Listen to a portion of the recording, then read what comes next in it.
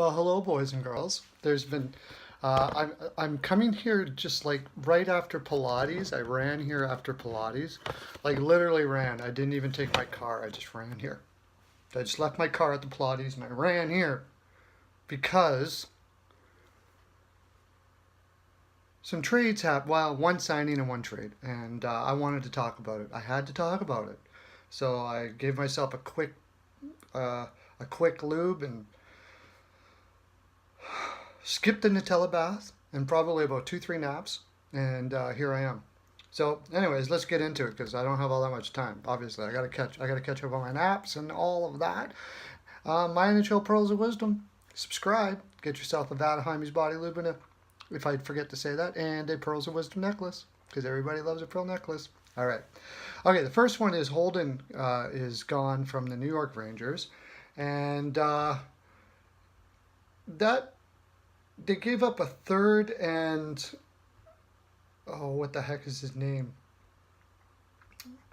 See, now I'm gonna, oh yeah, right, I gotta look down here. See, I didn't even have time to prepare, boys and girls, not like I ever do. But let's go down here. He was an AHL defenseman, and his name is not here. Did they already put it over to the New York Rangers already? Let's see. Preparation. Preparation. Oh, yes, they did. They put it over on the Rangers side already. Rob O'Gara. It's already over on the Rangers side. Rob O'Gara is like, he might play 5, 10 games in a season if you're lucky, if there's injuries and stuff like that. He's not a bad guy. Still 24. He still has a little bit of upside. He may be able to be used.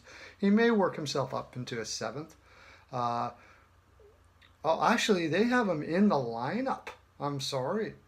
They actually have him in the lineup, Rob O'Gara. He's not going down into the AHL. So they're going to see what he's got. Why not? I know what from what I've watched, I know what he has.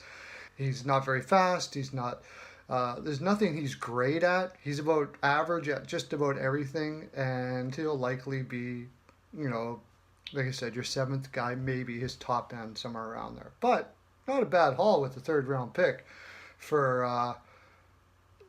Holland. And let's go back to Boston because I didn't see him in their depth chart.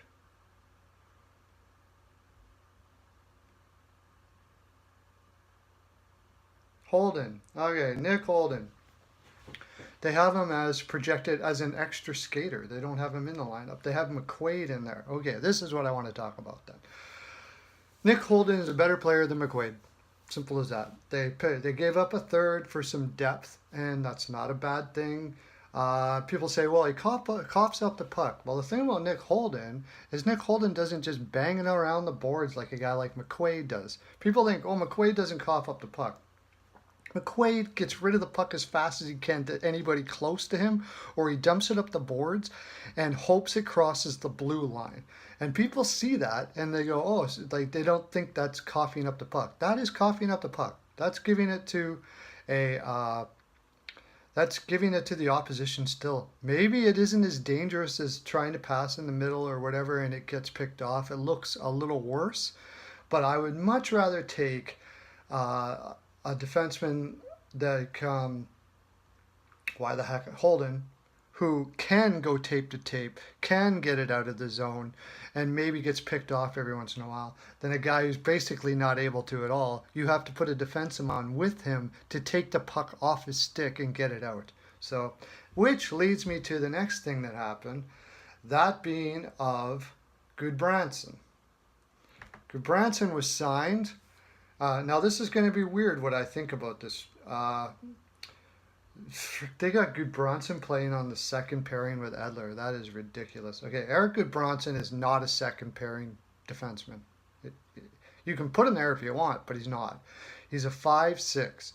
They paid too much for him, for sure. For $4 million a year for a 5'6" guy, you could get, you got Biega and Pouliot out there. They're fine. They're fine.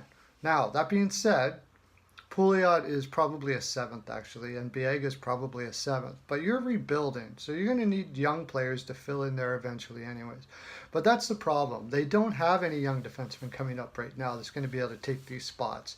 They have basically on their defensive prospects are garbage, to tell you the honest truth. They don't really have anything in the way of defensemen that are willing to take over, unless one of them turn out to be like a Stetcher, who just happens to go way above what is projected.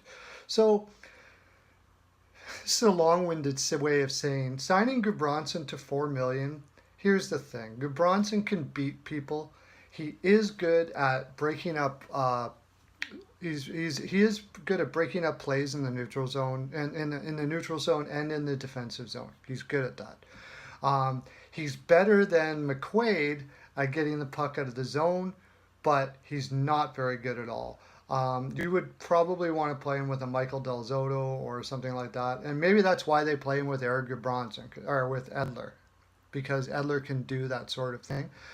He's good at he's not much different than Larson in Edmonton, except Larson is actually a much better skater, and that's the thing Gudbranson is not. That's why I believe he's a 5'6" defenseman that they paid a little too much for, but he fills a hole until the young guys come up, and they don't really need to be that good anyways. He's a good character guy. The fans love him because he beats on people. That's what most people don't really, that's all they really care about. They like Gudbranson because he beats on people. Now, beating on people isn't a bad thing. You do need it in your lineup, which he provides, but I won't really want to pay $4 million a year for that. And that's kind of the problem I have with that. But they're going to have so much cap space, it really doesn't matter. So what I'm trying to say is, it's not a good signing, but at the time, it's an okay signing. It's not too bad. He's probably good in the room and all of those things like that. So you give him the $4 million. He can play an NHL game. Great. That's what I think of the signings, and that's what I think of the trade. I think Boston did well getting a third pairing, but offensively gifted third pairing defenseman who can play on the power play, can move the puck out of the zone. That's important to have on your third pairing. It's good to have guys like that. I think it was a good move for Boston. I think it was whatever for Vancouver. Anyways, have a great day. Lots of love to ya.